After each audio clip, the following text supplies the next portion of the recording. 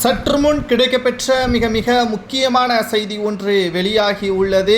திராவிட முன்னேற்ற கழகத்தின் அமைச்சர்கள் மீதும் எம்எல்ஏக்கள் மீதும் பதிவு செய்யப்பட்ட வழக்கு விசாரணை சிறப்பு நீதிமன்றத்தில் விசாரணை நடைபெறும் என்றும் அதில் நேரடியாக அனைத்து எம்எல்ஏக்கள் மற்றும் அமைச்சர்கள் எம்பிக்கள் வழக்குகள் பதிவு செய்யப்பட்ட அனைவருமே நீதிமன்றத்தில் ஆஜராக வேண்டும் என்று நீதிபதி கூறியுள்ளனர். அதாவது ஒட்டுமொத்த திமுக எம்எல்ஏக்கள் மீது வழக்கு தொடரப்பட்ட நிலையில் அந்த வழக்கு விசாரணை கிட்டத்தட்ட கடந்த 4 ஆண்டுகளாக நடைபெற்று கொண்டிருக்கிறது. செந்தில் பாலாஜியாக இருக்கட்டும், KN நேரு, பொன்முடி, கிட்டத்தட்ட திராவிட முன்னேற்ற கழகத்தின் பல்வேறு அமைச்சர்கள் மீதும் வழக்குகள் அதிக அளவில் பதிவு செய்யப்பட்டுத்தான் வருகிறது.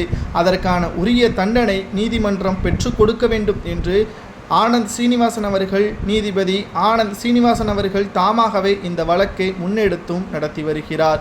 கிட்டத்தட்ட திமுகவின் எம்எல்ஏக்களுக்கு மிகப்பெரிய ஒரு சிக்கலாக நீதிபதியின் தீர்ப்பு மாறுமா என்ற ஒரு கேள்வியாக சமூக வலைதளங்களிலும் முன்வைக்கப்பட்டு வருகிறது.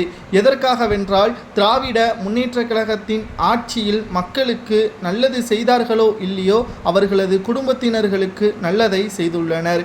கிட்டத்தட்ட 2021 சட்டசபை தேர்தலின் பொழுது 415 வாக்குறுதிகளை திமுகவின் தலைமை கூறியது. ஆனால் மக்கள் மத்தியில் அனைத்தையுமே மும்முரமாக திராவிட முன்னேற்ற கழகம் அனைத்தையும் நிறைவேற்றிவிட்டதா, அதற்கான வெள்ளை அறிக்கையையும் நீதிமன்றத்தில் சமர்ப்பித்து விட்டார்களா என்று கேட்டால் எந்த ஒரு பதிலும் கிடையாது.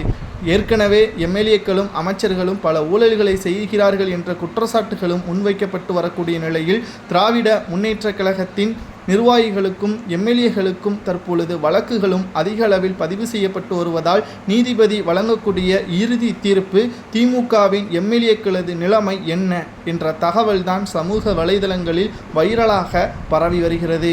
அமைச்சர்கள் எம்எல்ஏக்கள் மீது பதிவு செய்யப்பட்ட புகார்களின் அடிப்படையில் விசாரணை வருகின்ற 24ஆம் தேதி நீதிபதி இறுதி தீர்ப்பு வழங்க உள்ளதாக தகவல்களும் தற்பொழுது கிடைக்கப்பெற்றுள்ளது.